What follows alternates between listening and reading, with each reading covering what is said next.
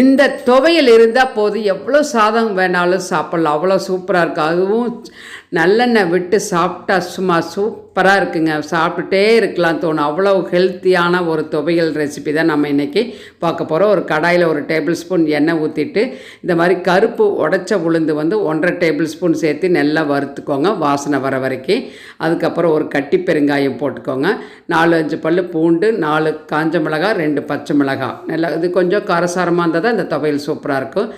ஒரு 1/2 டீஸ்பூன் வர கொத்தமல்லி, 1/4 டீஸ்பூன் சீரகம், அதுக்கப்புறம் 2 பீஸ் தேங்காய் பொடியை நறுக்கி சேர்த்து வதக்கி விட்டுக்கலாம். இது கூடவே ஒரு சின்ன நெல்லிக்காய் அளவு புளி சேர்த்துனா நல்லாயிருக்கும். அதனால் புளியும் சேர்த்திட்டு நம்ம ஸ்டவ் ஆஃப் பண்ணிவிட்டு ஒரு தட்டுக்கு மாற்றிட்டு அதே கடாயில் சுத்தம் படுத்தி வச்சக்கூடிய பிரண்டை 1 கப்பு, அதாவது 2 கைப்பிடி அளவு இருந்துச்சு. எனக்கு நல்ல இளந்தண்டாக இருந்துச்சு. அந்த பிரண்டையை போட்டு வதக்கி விட்டுட்டு அதுக்கப்புறம் அது கூடவே 1 கைப்பிடி அளவு கருவேப்பிலை, 1 கைப்பிடி அளவு மல்லி இலைகளும் அது கூடவே சேர்த்து நல்லா வதக்கி விட்டுக்கலாம்.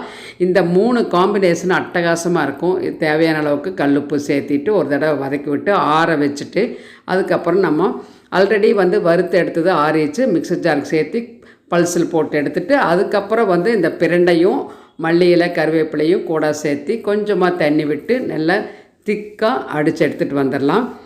இந்த மாதிரி பதமாக இருக்கணும். அப்போ தான் நல்லாயிருக்கும். திக்காக இருந்துச்சுன்னு சொன்னால் சூடான சாதத்தில் இந்த துவையலை வச்சு நல்லெண்ணெய் விட்டு சாப்பிட்ணும். அவ்வளோ நல்லாயிருக்கும். குழந்தைகளுக்கு நெய் வேணாலும் ஊற்றி சாப்பிட வைக்கலாம். ஆனாலும் நல்லெண்ணெய்க்கு விட்டது தான் எல்லாமே.